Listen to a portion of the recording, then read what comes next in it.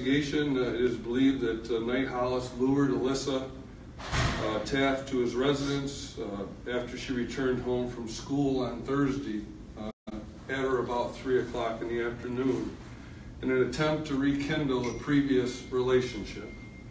Once at the residence, Alyssa refused to rekindle the relationship. Knight-Hollis grabbed a knife and would not let Alyssa leave the residence.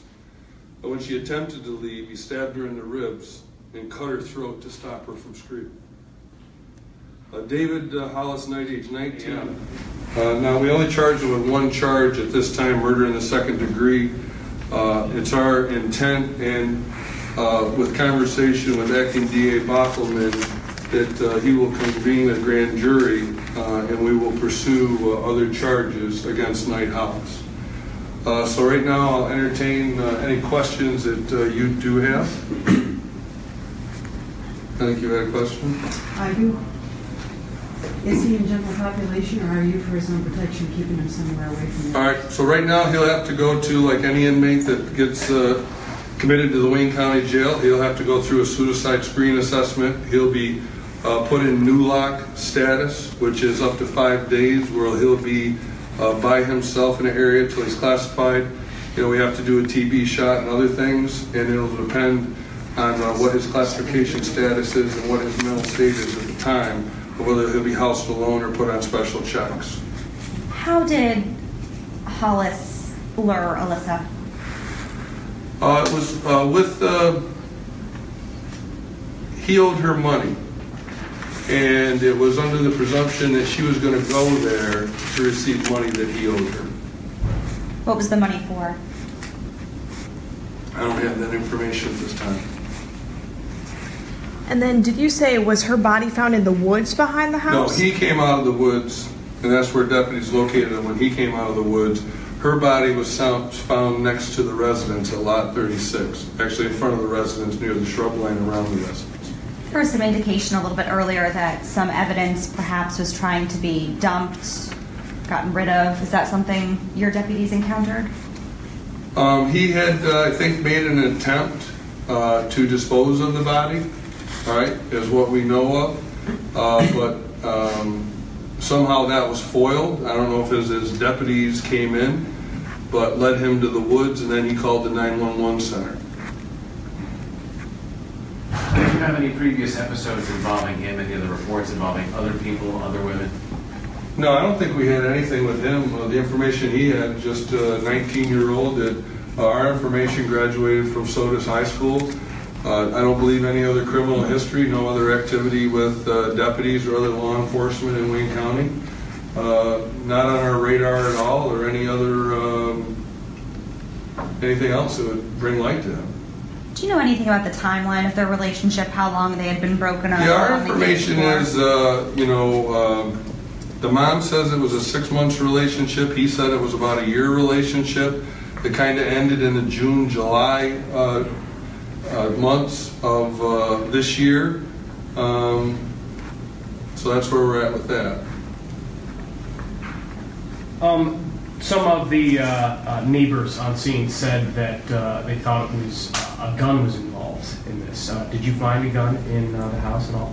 But we'd like to know the names of the neighbors that you talked to, because that's the first we've heard of a gun. So we'll be interviewing you right after this to see if you have who that is. Because if that is a fact, we'd like to know that. But that's the first time that that's come up. That was on one of the reports. We'll be talking to you both. Don't let them out of the building till we talk to you. You calling this domestic violence, basically? You know, I didn't mention that, but, you know, this is domestic violence. This is dating violence. You know, we just came off of October, which is Domestic Violence Awareness Month, and I don't know if you know, but, you know, I am a huge supporter of awareness to bring domestic violence, to empower women. I myself have 5 daughters, adult daughters, so it's just sad that we come off a month of domestic violence, and we've had a terrible month here in this county, I must say. We've had three fatal accidents where we've lost 4 people. And now this. So, you know, it is domestic violence, it is dating violence, and I think some of it is, you know, the sanctity of life. You know, this is just a 17-year-old kid that came home from school.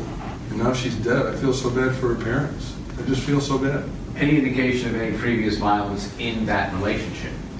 We don't have any evidence of that whatsoever. We don't have any evidence of that whatsoever. Has the suspect been cooperative? The defendant was cooperative during the interview process, yes. There was some talk about the great work by deputies getting out there quickly, and if they had not gotten out to that scene as quick as they had after that 911 call, maybe there was some evidence that could have been disposed of, or do you want to speak at all to that? Yeah, I'll just say that, the two deputies, once we got the call for the missing persons, again, we take that very seriously here at the sheriff's office. We investigate every missing person, and we continue that investigation. But I'll say Deputy Lantry and Ross did a great job. They went up and interviewed the mother, got some, preliminary information of known associates and things like that, which led us to Knight-Hollis's residence at Lot 36. Once the deputies arrived at Lot 36, very observant, seeing the blood on the stairway, kind of backed off a little bit to take some view of what was going on, and then actually we got lucky. He called the 911 center and made a statement to them that he killed a girl by the name of Alicia. Then we encountered him coming out of the woods and took him into custody. So great work, like every day, great work that the deputy sheriffs do here. And just Lantry and Ross did some really, really good work. We got a little lucky too. Are you thinking the arrival of the deputies precipitated him calling in? We could project that. I don't know that for sure. That could be a possibility that, when we were around that trailer park looking for her, maybe looking for that address, that he saw the, red and whites in the area and maybe, abandoned the, trying to discard of the body and went into the woods. That's speculation that we'll hope to find out later. Do you think he knew he was going to kill her before she came to his house, or this was an impulsive act? I don't think I can answer that. I can't go into what someone's mind is. I can go only into what they told us. What indication? It's just a second, please. And we don't have any indication of what you asked. Yes, sir. What indication did you have that he was trying to dispose of the body? His admissions to us. He said he was trying to hide the body. His admissions to us. I'll say his admissions to us. We have a preliminary hearing on the 11th. Has he confessed? He has stated that he attempted to rekindle the previous relationship, that in the residence he blocked her from leaving the residence. He stated that he took a knife, that he stabbed her in the ribs, and he cut her throat to stop her from screaming. That sounds like a confession. You can say what it is. We've charged him. Does the defendant have previous record of violence? We don't have any record of this individual at all whatsoever. No record whatsoever. What was his state of mind when he was apprehended? I can't state, I'm not a qualified mental health professional, that what his state of mind is, nor are the deputies, but I can assume that I don't know what the state of mind is of the killer. You got to remember here something, okay? We believe that she was murdered at or about 3 p.m. on Thursday afternoon. The deputies encountered him at 12:25 a.m. Okay, so that's 9.5 hours later. All right, so I can't speak to what his state of mind is. I don't think I'm trained enough to do that. Nor are the deputies. We're not qualified mental health professionals of what his state of mind is, and I don't think he told us what his mental state of mind was. Just wondered if you appeared upset when the deputies were.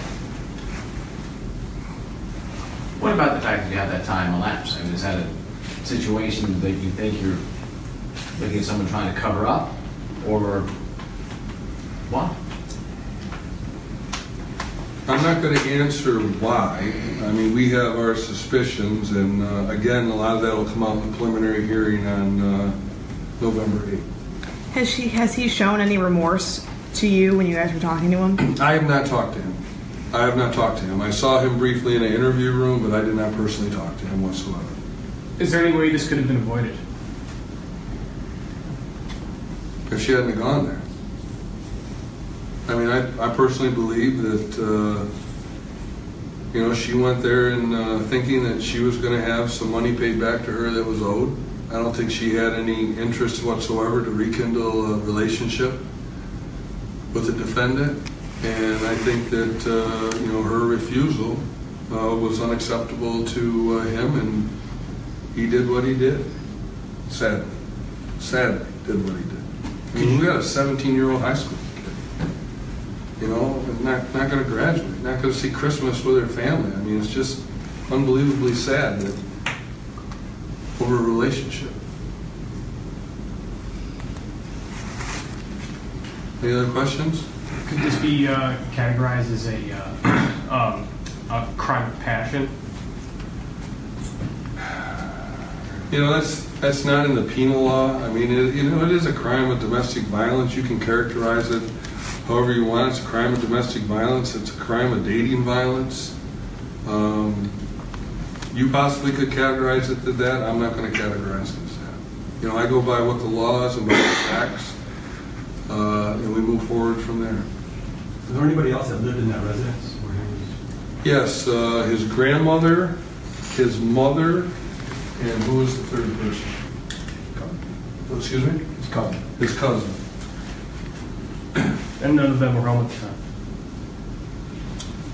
time? We believe one person was home at the time. Are they now a person of interest? No.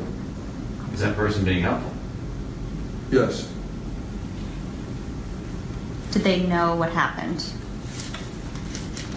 Not until we questioned them.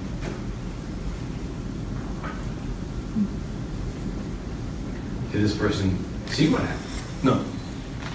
Did not see or hear what happened.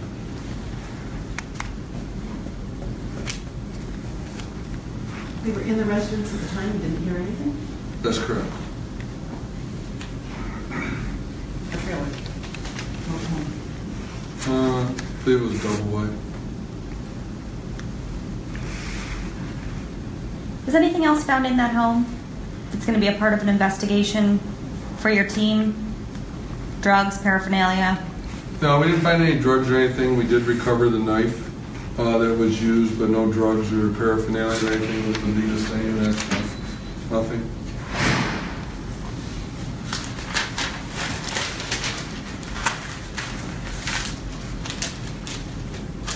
Anything else? Well, I appreciate your time. Just one other thing that I want to say is that, early in the morning, I reached out to the school superintendent, Nelson Keiss, of Soda Central School District, probably about 4:30 in the morning, and had a discussion with him. And what we originally worked on, I told him I couldn't disclose, the name of the deceased at the time, nor could I disclose, who we had in custody to question. But we talked about, reorganizing the bus route to pick up the kids in the trailer park so they could get to school. And we also talked about him setting up some grief counseling for Alyssa's friends and her fellow students. And even though I couldn't disclose at that time the name, I have a great working relationship with the school superintendents. I really want to thank Superintendent Keiss that he put into motion to get the transportation issue taken care of for the other kids in the trailer park, and also started to make arrangements for his, grief counseling team to get that going.